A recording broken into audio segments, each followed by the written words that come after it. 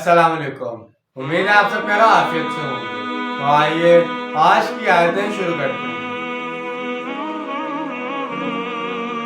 فَإِذَا انْسَلَخَ الْأَشْهُرُ الْحُرُمُ فَاقْتُلُوا الْمُشْرِكِينَ حَيْثُ وَجَدتُّمُوهُمْ وَخُذُوهُمْ وَاحْصُرُوهُمْ وَاقْعُدُوا لَهُمْ كُلَّ مَرْصَدٍ فَإِنْ تَابُوا وَأَقَامُوا الصَّلَاةَ وَآتَوُا الزَّكَاةَ فَخُلُّوا سَبِيلَهُمْ إِنَّ اللَّهَ غَفُورٌ رَحِيمٌ۔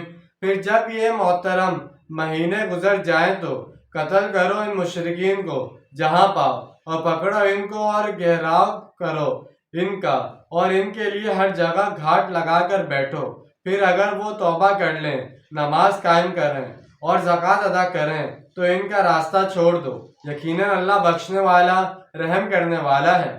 یہاں محترم مہینوں سے مراد 2-4 مہینے ہیں جن کی مشرکین کو مہلت دی گئی تھی۔ 4 مہینے کی یہ مہلت یا امان غیر میعادی معاہدوں کے لیے تھی، جبکہ میعادی معاہدوں کے بارے میں فرمایا گیا کہ ان کی طے شدہ مدت تک پابندی کی جائے، لہٰذا جیسے جیسے کسی گروہ کی مدت امان ختم ہوتی جائے گی اس لحاظ سے اس کے خلاف اقدام کیا جائے گا۔ بہرحال جب یہ مہلت اور امان کی مدت گزر جائے، ان الفاظ میں موجود سختی کو محسوس کرتے ہوئے اس منظر اور ماحول کو ذہن میں لائے جب یہ آیات بطور اعلان عام پڑھ کر سنائی جا رہی تھیں، اور اندازہ کیجیے کہ ان میں سے ایک ایک لفظ اس ماحول میں کس قدر اہم اور پرتاثیر ہوگا۔ اس اجتماع میں مشرکین بھی موجود تھے اور ان کے لیے یہ اعلان اور الٹیمیٹم یقیناً بہت بڑی ذلت اور رسوائی کا باعث تھا۔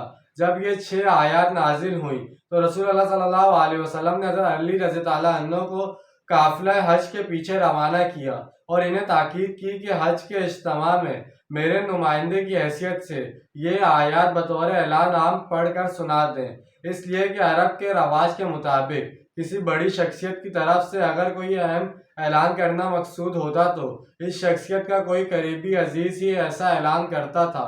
جب حضرت علی رضی اللہ عنہ قافلہ حج سے جا کر ملے تو قافلہ پڑاؤ پر تھا۔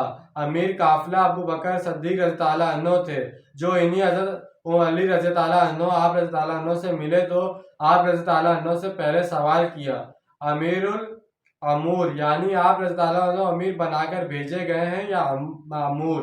مراد یہ تھی کہ پہلے میری اور آپ رضی اللہ عنہ کی حیثیت کا تعین کر لیا جائے۔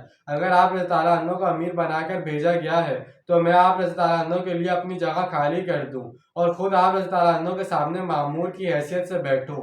اس پر حضرت علی رضی اللہ عنہ نے جواب دیا کہ میں مامور ہوں، امیر حج آپ رضی اللہ عنہ ہی ہیں، البتہ حج کے اجتماع میں آیت الہ پر مشتمل اہم اعلان رسول صلی اللہ علیہ وسلم کی طرف سے میں کروں گا۔ اس واقعے سے یہ ظاہر ہوتا ہے کہ حضور صلی اللہ علیہ وسلم صحابہ کرام رضی اللہ عنہ کی تربیت بہت خوبصورت انداز میں فرمائی تھی، اور آپ صلی اللہ علیہ وسلم کی ایسی تربیت کے باعث ان رضی اللہ عنہ کی اجتماعی زندگی انتہائی منظم تھی۔ اور آج مسلمانوں کا یہ حال ہے کہ یہ دنیا کی انتہائی غیر منظوم قوم بن کر رہ گئے ہیں، یعنی اگر وہ شرک سے تائب ہو کر مسلمان ہو جائیں، نماز قائم کریں اور زکوٰۃ دینا قبول کر لیں تو پھر ان سے مؤاخذہ نہیں۔ وَإِنْ عُدُّوا مِنَ الْمُشْرِكِينَ اسْتَجَارُوكَ فَأَجِرْهُمْ حَتَّى يَسْمَعُوا كَلَامَ اللَّهِ ثُمَّ أَبْلِغْهُ مَأْمَنَعُوا ذَلِكَ بِأَنَّهُمْ قَوْمٌ لَا يَعْلَمُونَ۔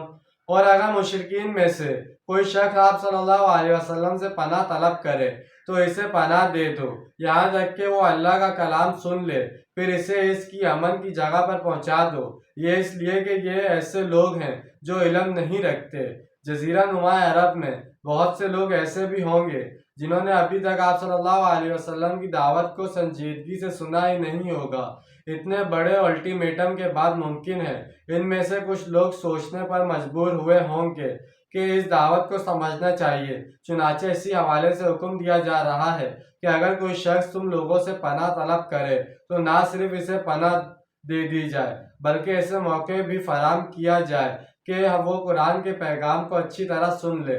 یہاں پر کلام اللہ کے الفاظ قرآنی گویا شہادت دے رہے ہیں کہ یہ قرآن اللہ کا کلام ہے، یعنی ایسے شخص کو فوری طور پر فیصلہ کرنے پر مجبور نہ کیا جائے کہ اسلام قبول کرتے ہو یا نہیں۔ اگر قبول نہیں کرتے تو ابھی تمہاری گردن اڑا دی جائے گی، بلکہ کلام اللہ سننے کا موقع فراہم کرنے کے بعد اسے سمجھنے اور سوچنے کے لیے مہلت دی جائے اور اسے بے حفاظت اس کے گھر تک پہنچانے کا انتظام کیا جائے۔ یعنی یہ لوگ ابھی تک بھی غفلت کا شکار ہیں، انہوں نے ابھی تک سنجیدگی سے سوچا ہی نہیں کہ یہ دعوت ہے کیا۔ جس مضمون سے سورت کی ابتدا ہوئی تھی وہ یہاں عارضی طور پر ختم ہو رہا ہے۔ اب دوبارہ اس مضمون کا سلسلہ چوتھے رکوع کے ساتھ جا کر ملے گا۔ اس کے بعد اب 2 رکوع دوسرا اور تیسرا وہ آئیں گے جو فتح مکہ سے قبل نازل ہوئے، اور ان میں مسلمانوں کو قریش مکہ کے ساتھ جنگ کرنے کے لیے آمادہ کیا جا رہا ہے۔ تو جیسے کہ آج ہم نے 2 آیتوں کا ترجمہ اور تفسیر بیان کی ہے، امید ہے آپ کو سمجھ میں آئے گا، پسند آئے گا۔ ملتے ہیں اگلی ویڈیو، اپنا ڈھیر سارا خیال رکھیے گا، اپنے ساتھ دوسروں کا خیال رکھیے گا۔ جب تک کے لیے اللہ حافظ، فی امان اللہ۔